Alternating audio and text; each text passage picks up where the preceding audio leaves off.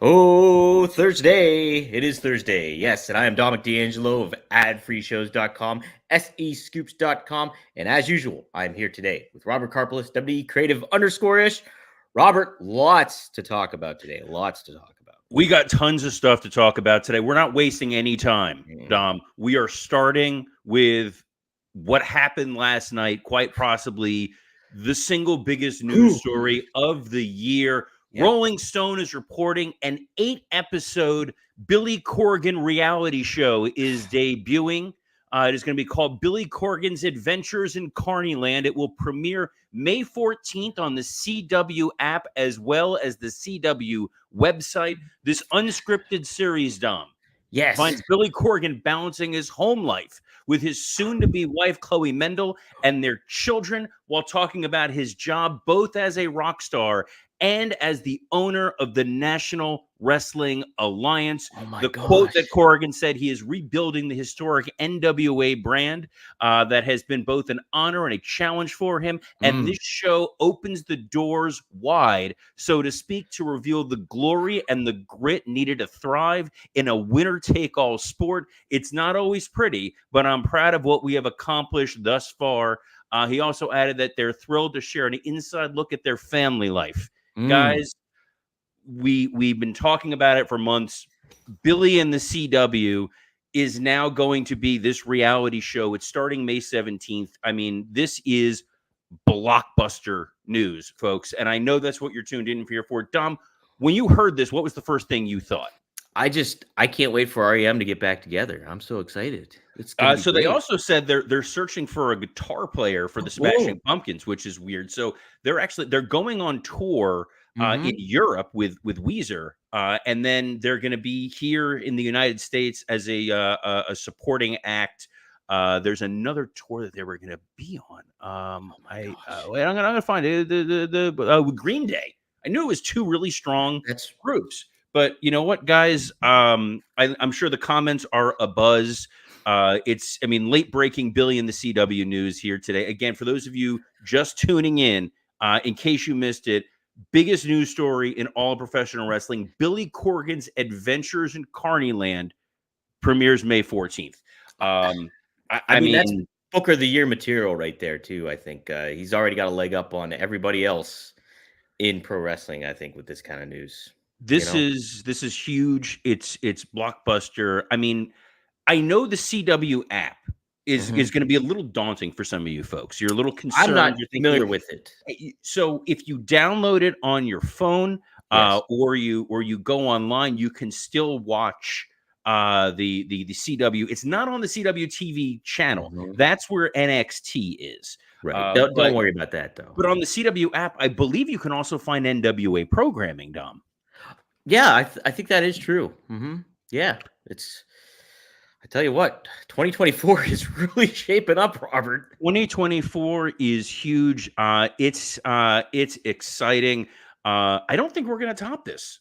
I mean, it's the Billy and the CW show. This is what everybody's been really excited for. Looking here in the comments, we got David Van Boglin says, "Let's go, Dom. Lunch break and rumor and innuendo. Can't beat that." Matt Buswell, afternoon from the UK. Can we get TK in a plastic box like Heel Cole? I don't know what he's talking about with TK. Antonio Santos, happy Mustache Thursday.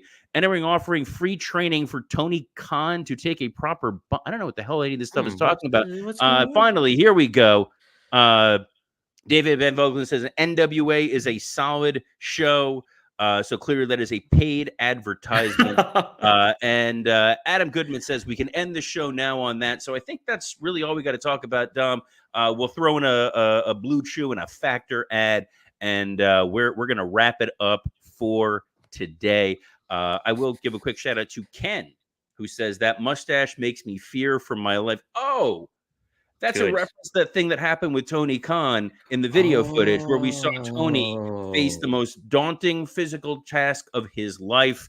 And guys, if you're worried about your physicality, May we recommend our friends at Blue Chew? This episode is sponsored by Blue Chew. Let's talk about sex. Guys, remember the days when you were always ready to go? Now you can increase your performance and get that extra confidence in bed. Visit BlueChew.com. Blue Chew is a unique online service that delivers the same active ingredients as Viagra, Cialis, and Levitra, but in chewable tablets and at a fraction of the cost. You can take them anytime, day or night, so you can plan ahead or be ready whenever an opportunity arises. The process is simple. Sign up at bluechew.com, consult with one of their licensed medical providers, and once you're approved, you'll receive your prescription within days. The best part? It's all done online, just like watching Billy and the CW on the CW app. Blue Chew is all done online. No visits to the doctor's office, no awkward conversations, and no waiting in line at the pharmacy. Blue Chew's tablets are made in the USA and prepared and shipped directly to your door in a discreet package.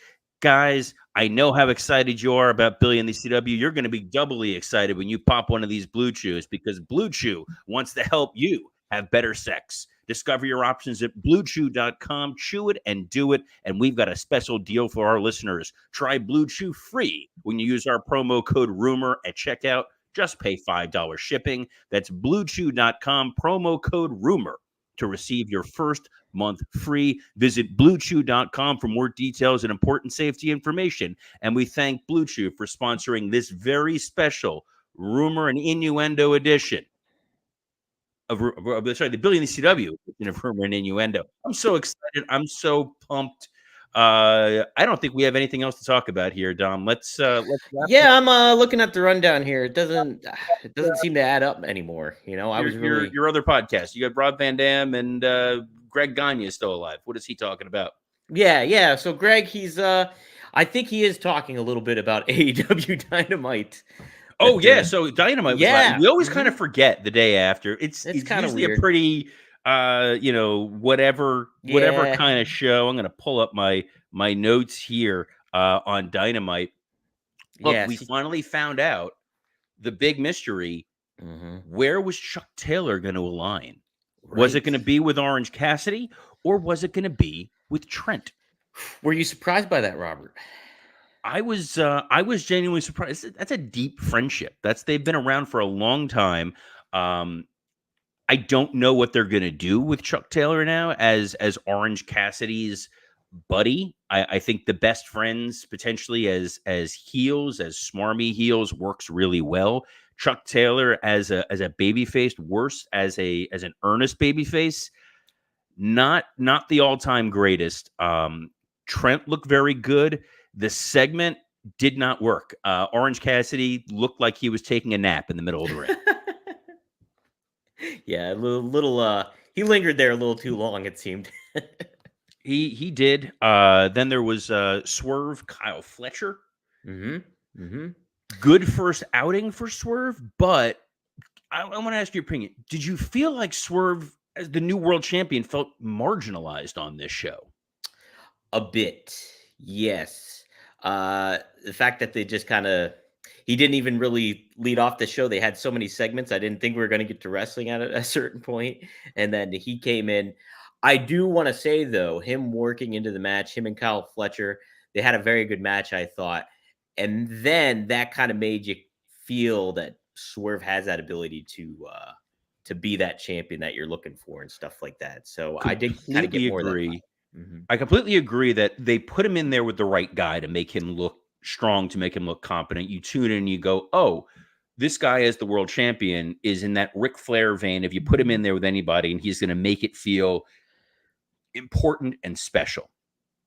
The challenge was when you didn't open with Swerve, you opened with the Elite arriving, right? And then you had that Orange Cassidy segment, which is a lower mid-card feud at best. You should have opened with Swerve. That was his big coronation. That was his big moment in Jacksonville in front of the Daily's Place crowd. You know, Swerve wrestled a lot of matches on the indies in Florida, in Orlando. I remember when we had him in MLW, from day one, that crowd knew who he was. They loved him. They were chanting, whose house, Swerve's house, right off the bat. You would have gotten a big time reaction out of that crowd. People watching all over the world assuming that the sound actually worked in some of these places. Because a lot of it was pretty garbled and pretty terrible. It was like, you're an infinitely better producer than those folks over there. He was just a guy in a match with a title.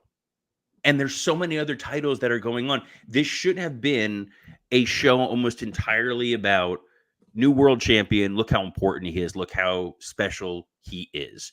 Couple other matches here. Mina Shirakawa and a J. Did they turn Toni Storm babyface in this thing, Dom? I guess. And then Serena Deeb came out, which was unexpected too. And unexpected or unwelcome? I like Serena Deeb, but it just seemed very random. Well, Serena Deeb's been like reestablishing herself, but primarily on Rampage and Collision. That audience was not like, oh my gosh, it's going to be Serena Deeb. They were just baffled, and we know that Serena Deeb is not going to beat Toni Storm. So we know that in the weeks and months ahead, as we build to, I'm guessing Double or Nothing is where this is going to take place. It's another lame duck challenger. You've got Thunder Rosa and Deonna Purrazzo feuding with one another. You have this weird lack of a hierarchy with their women's titles because they did an in-ring celebration for Willow Nightingale just to bring Mercedes Moné out there. Yeah. So is Mercedes challenging for the TBS title because that's the more important title? Or is she challenging Willow because of the personal story and we're elevating the titles? It's strange that with Toni, it's like feast or famine with the women. Either we get one 9:30 5-minute match, or they're in like 4 segments and none of it made a real lick of sense. Yeah, it's, to how they've been, you would think that somebody that was established, like they would have been building Thunder Rosa to the point of Double or Nothing instead of having that match on Dynasty. And here you're kind of like, okay, here's Serena Deeb. And like Excalibur was even saying, oh, she's been undefeated so far in 2024. And I'm like, I haven't even seen her in 2024. Like, I saw her once on, I think I had to watch a Collision for a Wrestle Roast Patreon or something. And they brought her back, and she has a compelling story that she's come back from injury. She's obviously an established veteran. She's trying to improve the locker room. And I thought they were building her up to feed her to Mercedes Moné as a first opponent, as someone who is a heel, but an established wrestler, someone who came from the WWE, who knows how to work a television style, and would have been somebody you could just feed to the new CEO and everybody was going to be happy. Instead, her going after Toni Storm and Mercedes Moné going after Willow and still trying to figure out that great Alex Marvez mystery of, we need help. Someone, help. Come on, Mercedes. And then we know where we're ultimately going with it. But it's not the kind of stories I think that the audience really is tuning in for. Something they would have been tuning in for if we knew about it was the Casino Battle Royal match. Yeah. I really liked that, Robert. I liked kind of something you should promote, but I did like the unexpectedness of it and the intrigue of like, hey, who's coming out next? And then you have Will Ospreay popping up there in the middle and furthering something. It's the international title and it's Roderick Strong. That kind of seems like an underwhelming match for Double or Nothing for Will Ospreay. But I think, you're just going to get a title win. He's going to carry that title for a while until maybe getting to Wembley or whatever it may be. But I like that. I liked it. That was probably, the match of the night for me, I guess I would say. And I usually don't like those cluster messes of kind of matches too, but I thought it was nicely done. Yeah. Look at you watching your language. I'm so proud of you, Dom. Thanks. Yeah, no, that was something that I would have advertised if I was AEW. We talked yesterday about the preview of what was going to happen here.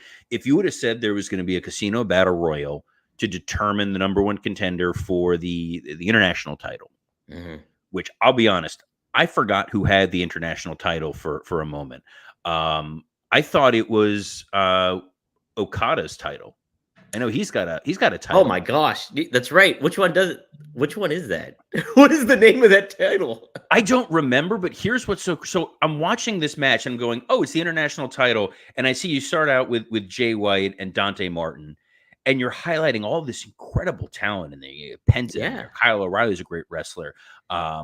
You have Commander, who jumps a whole lot. And I kept thinking, oh, we're going to get Ospreay and Okada, because and like even before Ospreay was out there, I'm like, who could win them? I'm like, oh, we're getting a huge match for Double or Nothing. And then they're like, and the winner's going to face Roderick Strong. And I was like, oh, damn.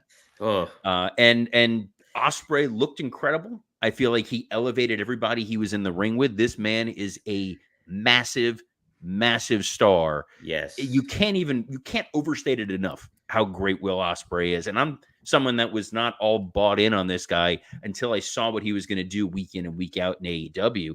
And he just elevates every aspect of it. That even when I saw Jay Lethal, who, as we know, has been an associate of the enemy of Rumor and Innuendo, that damn Jeff Jarrett. I like it. Tony Schiavone, though, laying it on a little thick in the, well, it can get up to 21 people if we make it that far. I saw there was a line of 21 guys. And I'm like, okay, so we're clearly not getting to the end of this match. Like, it was so overly tough. But you know what? That's fine. I'm okay with that. It worked well. Am I excited to see Ospreay sucked into the Undisputed Kingdom storyline? Not a chance in hell. No, I want him as far away from the devil and the devil storyline as possible. Could have been worse, Dom. He could have been challenging for the FTW title. That is true. That is true.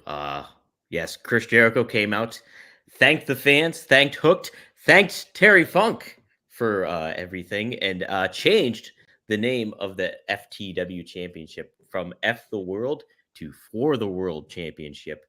And then who came out but Big Bill?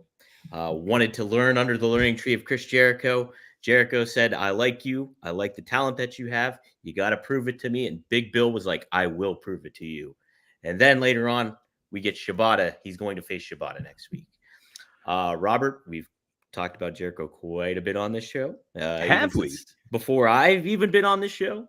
I don't know what you're talking about. I have nothing to disclose about anything that may or may not have transpired with Chris Jericho, other than the fact that hell of a wrestler. And could you get more random than Big Bill? I don't know what it is in AEW where they think that Jericho just needs a big guy who's not a great worker to be aligned with. You know, we had it with Jake Hager. Now we're having it here with Big Bill. I understand he needs a heater. He needs a muscle. The Big Bill stuff makes so little sense that even the commentary team was like, wait, he was a former world tag team champion like 2 months ago. And we're playing it off. This is a guy who has no confidence. Right. Yeah. I will say, I think it got Jericho off on a right foot in certain ways. How about we don't ever say the phrase got Jericho off ever again? Oh, jeez. But I think he's shown the ability to be that patronizing guy that's like just completely full of himself and able to kind of do this thing. I think it could potentially have some legs when it comes to maybe helping out Big Bill and seeing where it kind of goes. Plus, I'm a big Terry Funk fan, so anytime you name drop him, you got me sold, I think, Robert. Yeah, I don't know how thrilled Terry Funk is that he was being pulled into this Jericho stuff. Like, this is the part of it that makes me a little uncomfortable. Mm-hmm. So, traveling back to December when all of the unpleasantness occurred with Chris Jericho, where there were supposed theoretical allegations that people made, and it became a story unto itself, and the crowd was chanting about it and booing him and all this, and it turned the tide against Chris Jericho. So then he was off TV for a little while, and then he was in a lot of different pandering roles to protect him. So now, by him doing this fake, like, everybody loves me, and then that's why we're booing him, it just doesn't, it doesn't feel great. That's all. I would have preferred Jericho to not be on TV at all, but leaning into the whole, like, oh, they're booing me because I'm a heel, when there's, I think, a certain set of the audience that I think is booing him because they have very strong feelings about Chris being on TV. I'm not necessarily in that boat, but I know that there are folks who are, and I feel like this is taking advantage of something that you don't want to necessarily step into. But at the risk of losing you as a co-host, we're going to move on to another thing here, and that was Moxley and Hobbs. What do you think of that one? Kind of fell flat for me, to be honest. I liked Moxley's promo beforehand. I really like Moxley too, and I like Powerhouse Hobbs a lot. But it just felt out of place, I think, in certain ways. Just the finish to the match kind of felt unserendipitous. Kind of felt it didn't do Hobbs too many favors, I think. And yeah, I just kind of left it at that. It was underwhelming, I thought. Robert, what about you? You don't feed a guy like Hobbs to Moxley to further the IWGP title. I think Hobbs is very much, I don't want to say once in a generation star, because that's really that's insane. But he has got a tremendous amount of promise. I think he's got a lot of upside to him. And you need to protect a guy like that. You can't have him choked out by Moxley in this sort of match. I understand Moxley's a former world champion. I get all of that. Right. When Moxley is in this role, in this position, in this situation, and there's no story around it, it's not helping anybody, because the fans just watch Jon Moxley beat a rising up and coming star. And instead of feeling like, boy, this really made Hobbs, it was like, boy, this kind of stunk. It didn't make Hobbs look great. Now we're going to get to Kesha next week. I thought for sure the Don Callis engine was going to be targeting Swerve.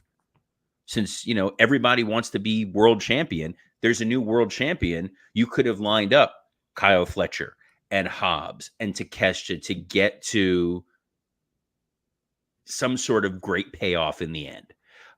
Instead, we're furthering the IWGP title. And you had Moxley cutting a promo to the camera about a guy in New Japan that he's feuding with. So he doesn't even seem to care about this Don Callis feud that he's in right now. I'm at a loss. Yeah, you would think too. As much as I like the Moxley promo too at the beginning of the show, shouldn't that spot have gone to Swerve, your champion, your AEW champion? So yeah, you would you know what I blame? I blame this on the fact that the folks there in AEW just they haven't had they're not thinking straight. They clearly need a good meal. They need full bellies. And guys, if you're looking for a full belly, can we recommend our friends at Factor? Let's eat stress-free this spring with Factor's delicious, ready-to-eat meals. Every fresh, never frozen meal is chef-crafted, dietitian approved, and ready to eat in just 2 minutes. Choose from a weekly menu of 35 options, including popular options like Calorie Smart, Keto, Protein Plus, or Vegan and Veggie. Also discover more than 60 add-ons every week, like breakfast, on-the-go lunch, snacks, and beverages to help you stay fueled and feel good all day long. What are you waiting for? Get started today and fuel up for your springtime goals. Guys, this thing is a total game changer in my household. As I mentioned, my wife is traveling away on business, so I was going to be slaves to, Uber Eats and bringing in all kinds of terrible crap. Instead, I'm eating gourmet meals. They got filet mignon. They got shrimp. They got broccolini, asparagus. This is no fuss, no mess stuff. You pop it in for 2 minutes. You're eating like a king. I had a tremendous feast last night while I was sitting down and watching AEW Dynamite. When we're done recording this today, I got a marathon of podcast recording. We're doing this show, then we're recording Wrestle Roast. In between, Dom, as soon as we hop off here, I'm going to go pop one of those Factor meals in and eat. And you can join me on this by heading to factormeals.com/rumor50 and use code rumor50 to get 50% off your first box plus 20% off your next box. That's code rumor50 at factormeals.com/rumor50 to get 50% off your first box plus 20% off your next box while your subscription is active. And things that are active, Dom, the WWE draft, they announced the rules of the draft. Little wonky, little convoluted. I'm going to let you break these down. Sure, yeah. So they're switching it up, I think, a little bit here, but they did announce the rules on it, social media. This Friday, SmackDown will have 4 rounds, 16 picks in total. Then Raw will have 6 rounds, 24 picks in total. Champions, now this is the interesting part. Champions on each brand will be protected. So Cody Rhodes will not be jumping back to Raw, and nor will Damian Priest be going to SmackDown. So, but however, the WWE Women's Tag Team titles are up for grabs, and they are eligible for either show. And SmackDown will pick first on Friday. Raw will pick first on Monday. The rosters will lock on May 6th. So, setting the tone for the WWE draft coming up there, Robert. Don't love the fact that champions are immune. It does kind of make sense now why they really rushed to put the title on Becky Lynch. Right. They wanted to make it clear, because the part of it is we do have to pretend that there is some degree of reality to what's going on in a draft. And if you're picking your top 5 picks and Becky Lynch is not one of your top 5 picks, it looks odd. But they don't want to move Becky over to SmackDown. They clearly want to keep her on Monday night. So you make the champions immune. I thought for sure we were going to see a Cody Damian Priest switch. I thought the folks at Netflix were going to want Cody, who's sort of the face of the WWE, to be the face of Netflix. There's still a long time between now and towards the end of the year. But the interesting name, Dom, is that Roman Reigns is up for a draft. That's true. So there's a possibility they could stack Raw with a number of big name established stars going forward. Tomorrow for Friday's show, we're going to do a big draft preview spectacular. That's right. We're using the special word spectacular at noon Eastern. There was some Undertaker news. Yes, Undertaker. He happened to talk a little bit about secondary titles, particularly for the women's division. On his podcast, 6 Feet Under. The division is deep, he says. I would like to see a women's Intercontinental Champion and possibly, because there are 2 brands, a women's United States Champion. Robert, what do you think of secondary titles for the WWE Women's Division? Is it too much? Does it kind of convolute things just a little bit more? What do you think there? I would not mind a secondary women's title. There was that sign in the crowd during the women's battle royal where someone was like, make more women's titles. When you watch that battle royal, you realize there are a lot of talented women on the roster, but not everyone in there is at the caliber of being world champion. Mm-hmm. And you need a secondary title for there to be that stepping stone, that jumping off point. Like we're seeing it on SmackDown with Tiffany Stratton.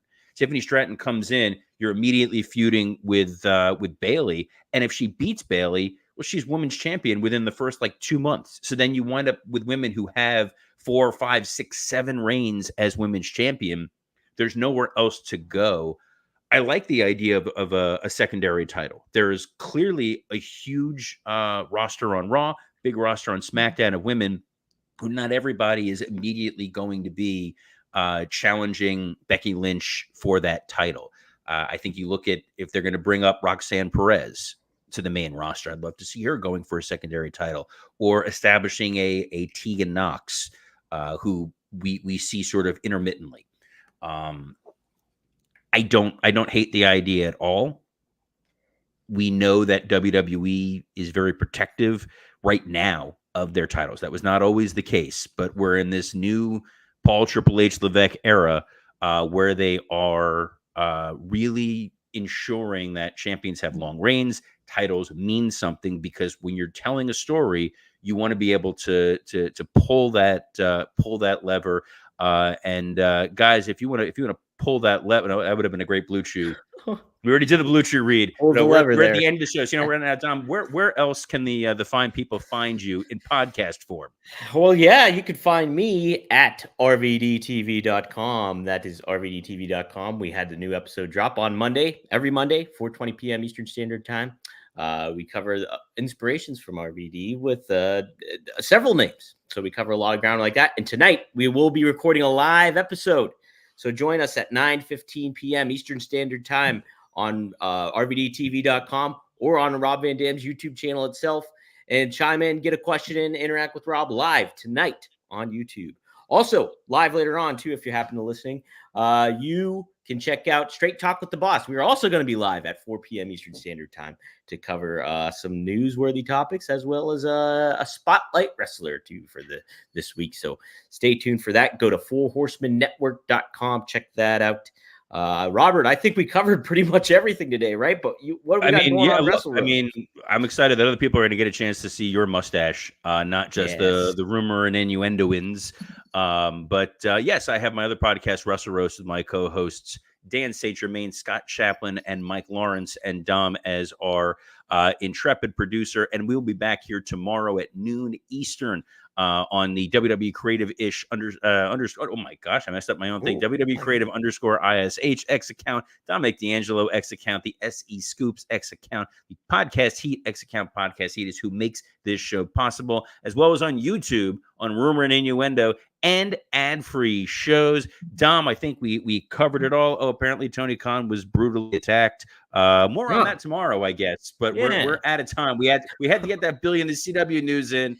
That was the big thing. That was the big thing, though, Robert. I mean, so on behalf of the still mustachioed Dominic D'Angelo, I'm Robert Karpelis. Best of luck in your future endeavors.